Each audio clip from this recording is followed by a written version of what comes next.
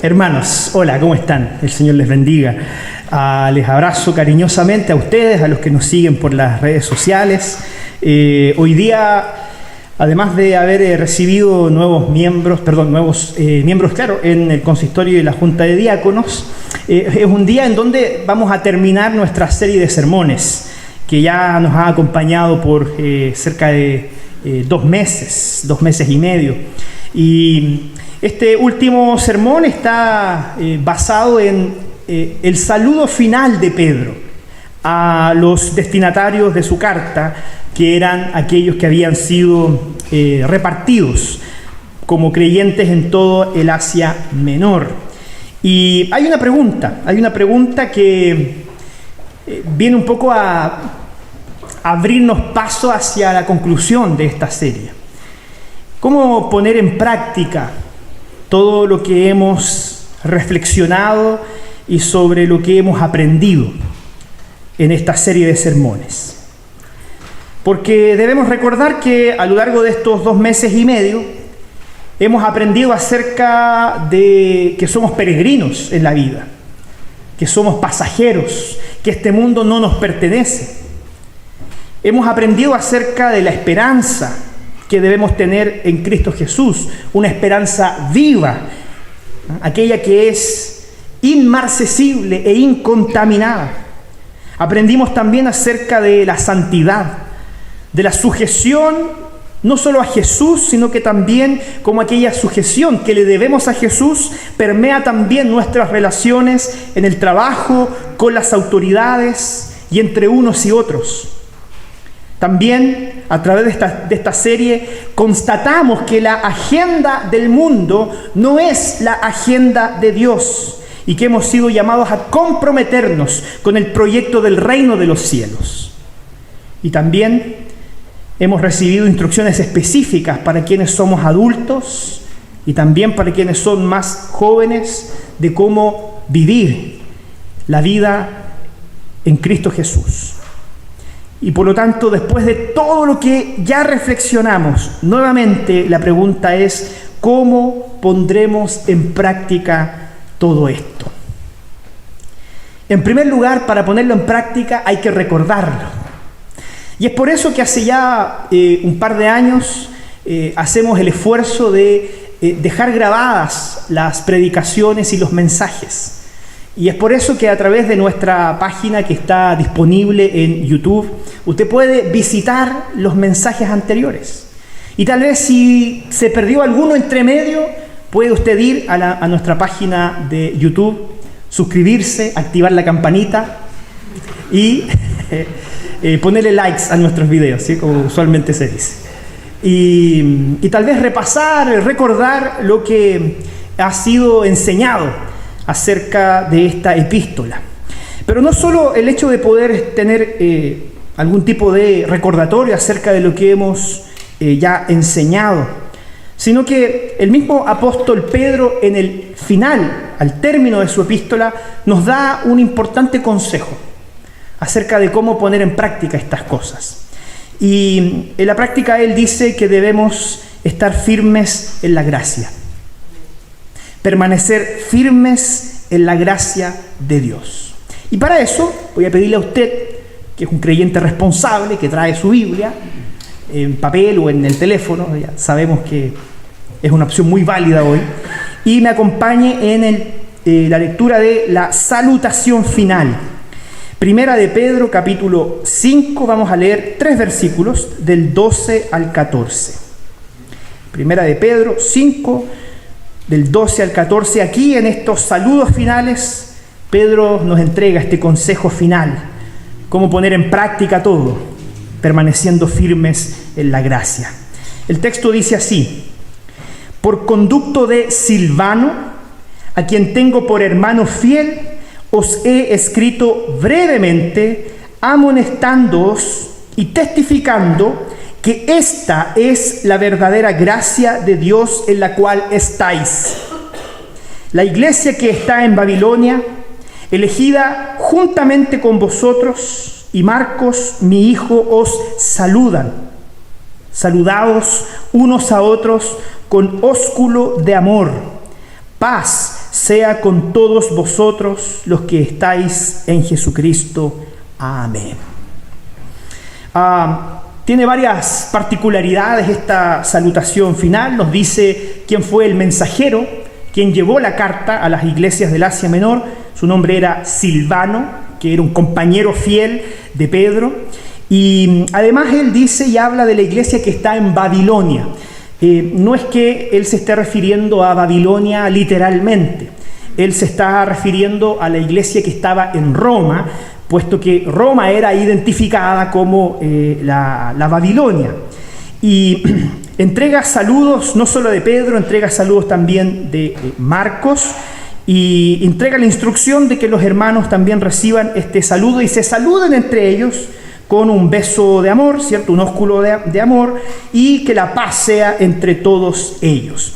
Pero hay un elemento, además de estas salutaciones que el apóstol Pedro entrega, que me parece relevante y que le da sentido y contenido a este sermón. El apóstol Pedro dice que él escribió estas cosas, las que ya reflexionamos, brevemente, amonestándoos y testificando que esta es la verdadera gracia de Dios en la cual ustedes están firmes. Y esto no es menor, porque si el desafío es mantenernos firmes en la gracia, la pregunta es, ¿cuál gracia? Pedro, por alguna razón, hace una distinción. Él dice la verdadera gracia. Y que exista una verdadera gracia nos da a entender que existe una gracia que no es verdadera. Hay una gracia que es falsa, en la cual los creyentes no deben confiar ni deben permanecer. El desafío para ti y para mí hoy día es permanecer firmes en la verdadera gracia. ¿Y cuál es esa gracia? El mismo apóstol Pedro, un poco antes, un par de versículos antes, nos explicó de forma magistral cuál es esta verdadera gracia de la cual él hace referencia. Ahí en el verso 10 él dice: mas el Dios de toda gracia, que nos llamó a su gloria eterna en Jesucristo, después que hayáis padecido un poco de tiempo, él mismo os perfeccione, afirme, fortalezca y establezca. El mismo apóstol Pedro dice que la verdadera gracia es aquella que proviene de Dios.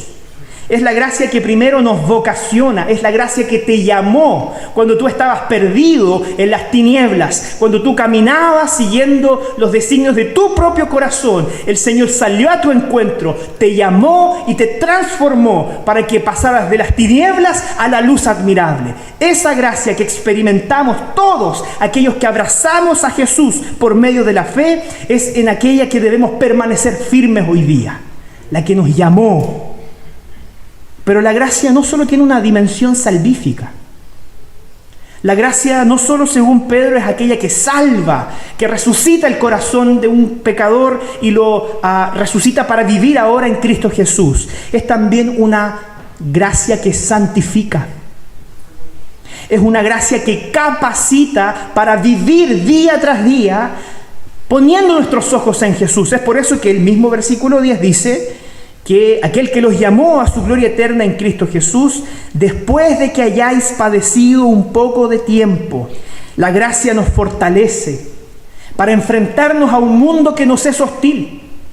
La gracia nos fortalece, nos afirma, nos establece, es decir, nos funda sobre fundamentos sólidos para que podamos resistir delante de una cultura que es hostil a la fe que nosotros practicamos. Una cultura que enseña valores que son distintos a los que nosotros hemos abrazado. Una cultura que no reconoce a Jesucristo como Señor, sino que reconoce al hombre como el Dios y la medida de todas las cosas. La gracia afirma nuestra fe para que delante de una cultura hostil usted pueda permanecer y prevalecer hasta el día de Jesucristo.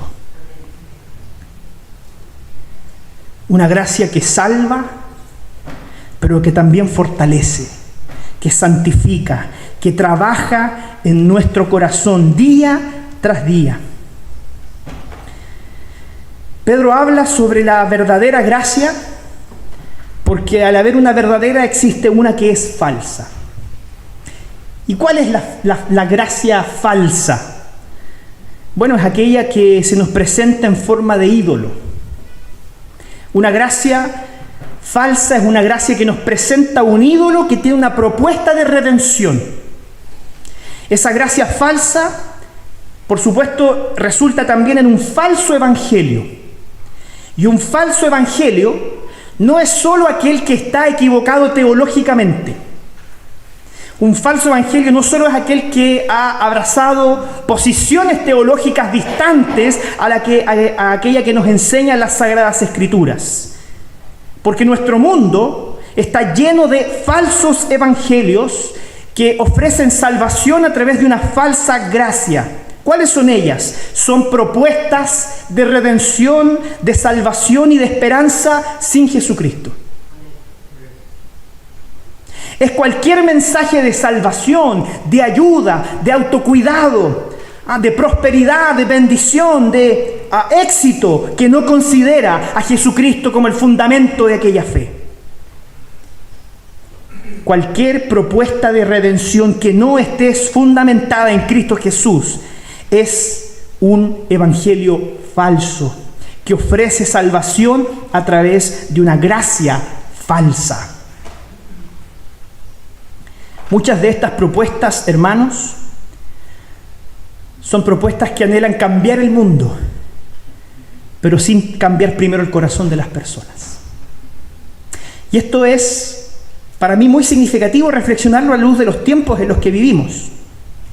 Porque efectivamente, los grandes relatos, los grandes proyectos de prosperidad buscan hacer de este mundo algo mejor, pero olvidan algo que es tremendamente importante, que para que el mundo cambie, somos nosotros los que primero debemos cambiar.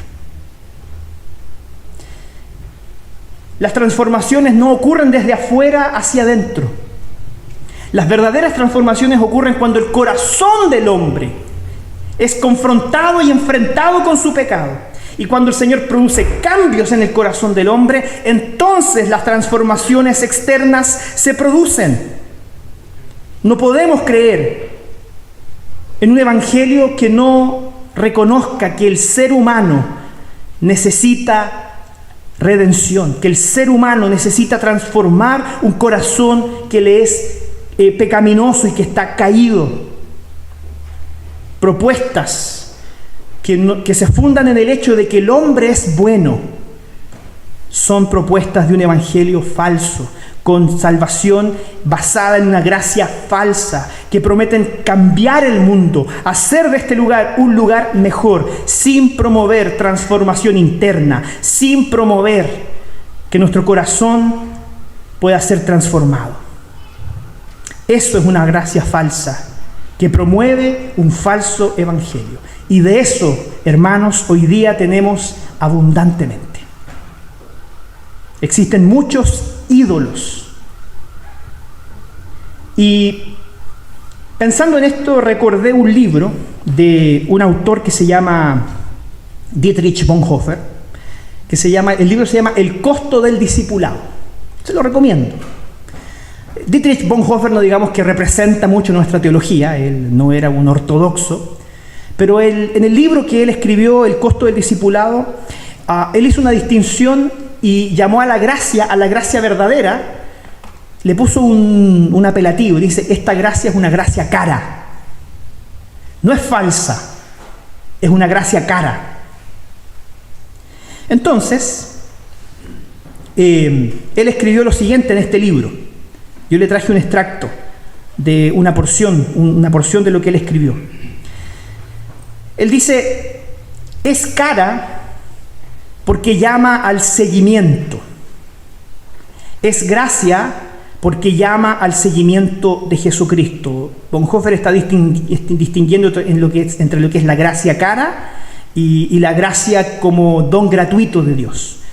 Dice, la gracia es costosa porque nos llama a seguirle, pero es gratuita porque nos llama a seguir a Jesús. Es cara porque le cuesta al hombre la vida, Porque aquel que se encuentra con la verdadera gracia renuncia al viejo hombre.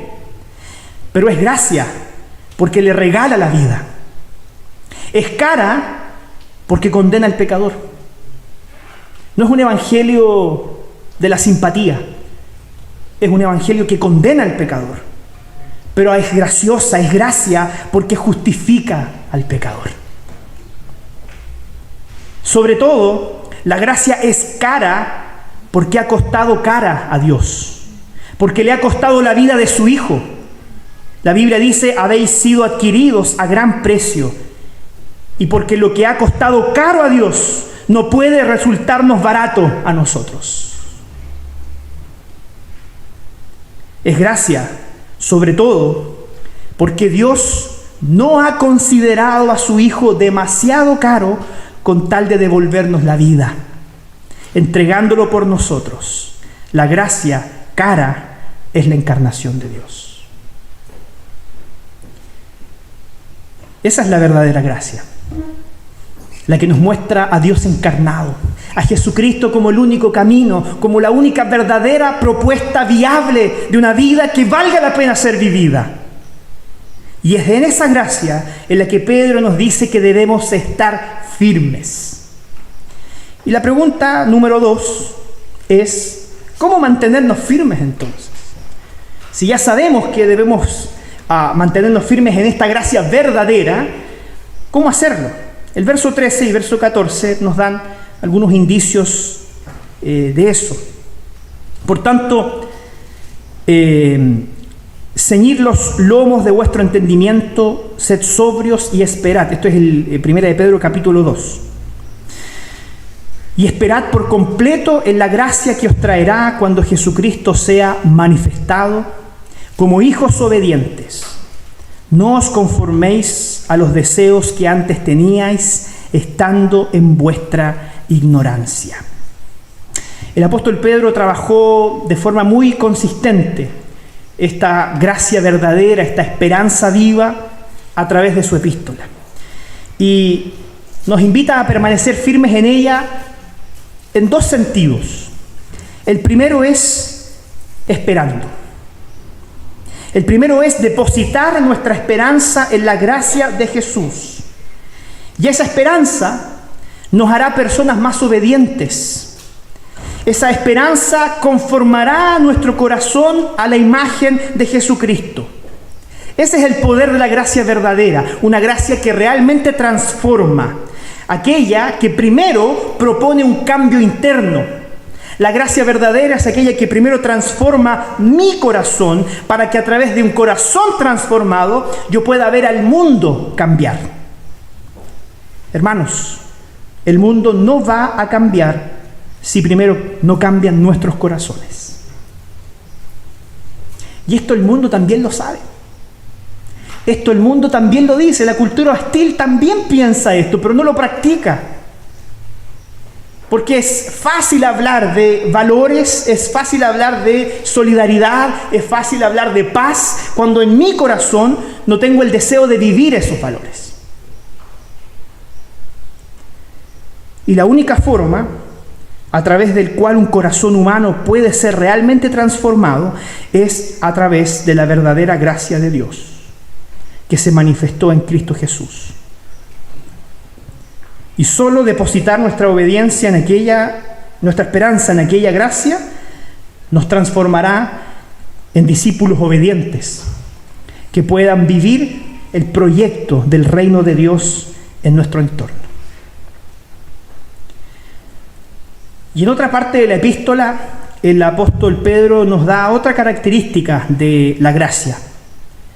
Cuando él escribió, cada uno según el don que ha recibido, ministrelo a otros, como buenos administradores de la multiforme gracia de Dios.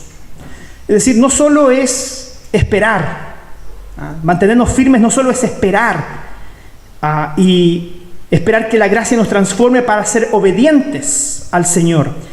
La verdadera gracia nos invita también a servir. Nos permanecemos firmes en la verdadera gracia cuando ella nos despliega a servir.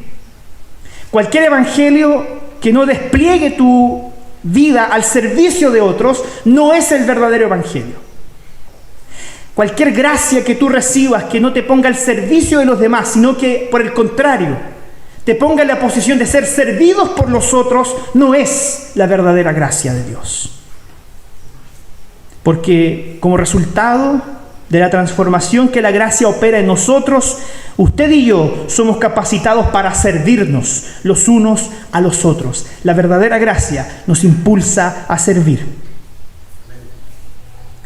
Entonces, nos mantenemos firmes en la gracia de Dios cuando colocamos toda nuestra esperanza en Cristo Jesús, cuando conformamos nuestro corazón a su ejemplo y nos desafiamos a ser obedientes a lo que Dios ha prescrito para quienes somos discípulos de Cristo. Pero también permanecemos firmes en la verdadera gracia cuando nos servimos los unos a los otros.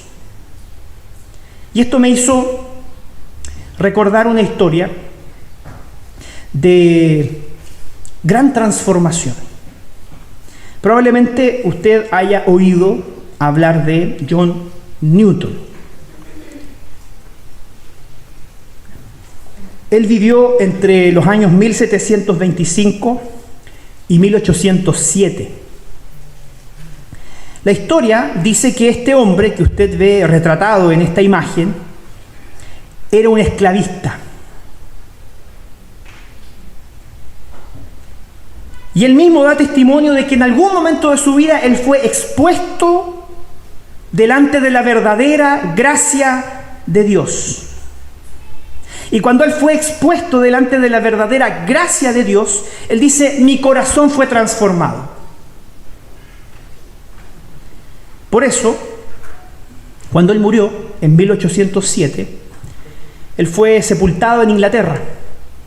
Y hasta el día de hoy usted puede visitar una tumba y una lápida que dice lo siguiente.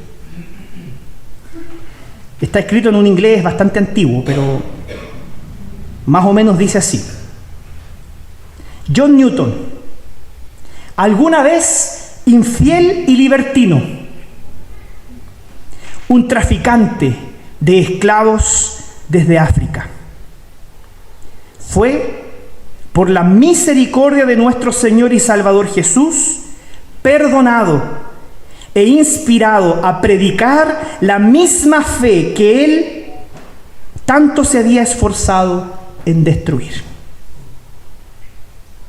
Un hombre que deja como testimonio en su epitafio su historia de transformación.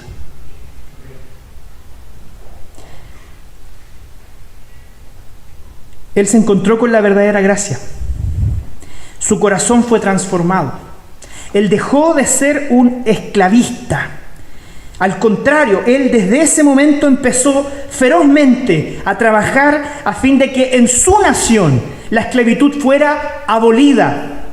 Luchó durante muchos años y murió sin ver el fruto de su trabajo. Él murió antes de que en la Inglaterra se aboliera la esclavitud. Solo algunos años después de su fallecimiento, en Inglaterra se abolió por fin la esclavitud. Hermanos, una historia como esta nos ayuda a recordar de dónde venimos. Porque usted y yo no somos mejores que John Newton. No somos mejores que un esclavista que trafica seres humanos. Porque usted y yo, al igual que Newton, fuimos alcanzados por la gracia de Dios. Y solo cuando somos alcanzados por su gracia y nuestro corazón es transformado, podemos permanecer firmes en esa verdadera gracia. ¿Cómo permaneció firme John Newton? Siendo obediente a lo que el Señor le había enseñado. Se dio cuenta que la dirección de su vida era una dirección contraria a lo que Dios había establecido en su palabra. Se arrepintió de su pecado, caminó en la dirección contraria y sirvió toda su vida para resarcir en alguna medida el daño que él había provocado a la humanidad. A causa de su trabajo y a causa de su predicación, el mundo fue transformado.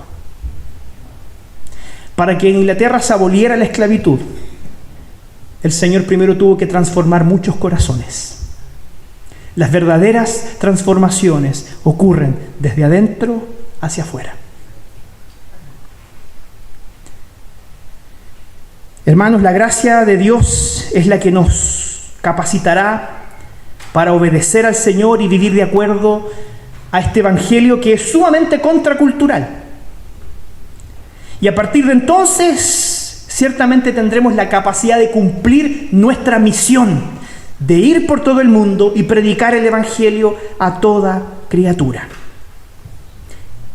Si somos transformados, conseguiremos como discípulos de Jesús vivir de acuerdo con lo que aprendimos a lo largo de toda esta serie de sermones. Seremos transformados, y cuando seamos transformados, entonces y solo entonces seremos agentes de transformación para otros.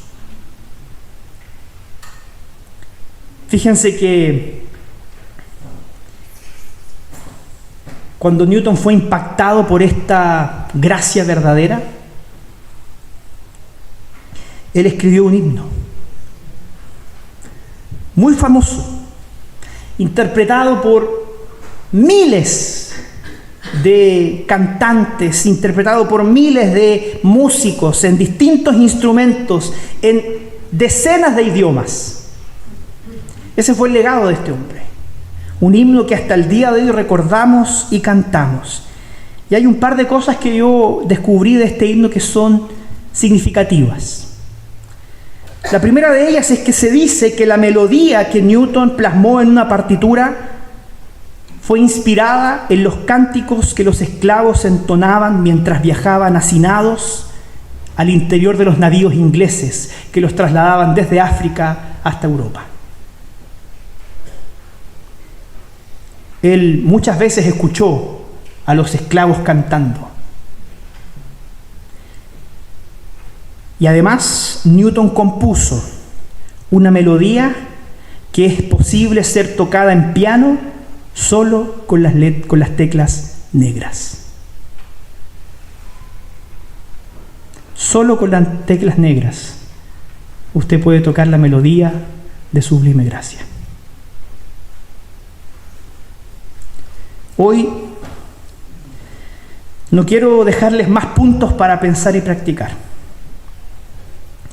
Hoy día quiero invitarles a que nos asombremos delante de la maravillosa gracia del Señor. Que así como ese verdadero evangelio cambió y transformó el corazón de un hombre, que ese evangelio también hoy día pueda transformar nuestros corazones.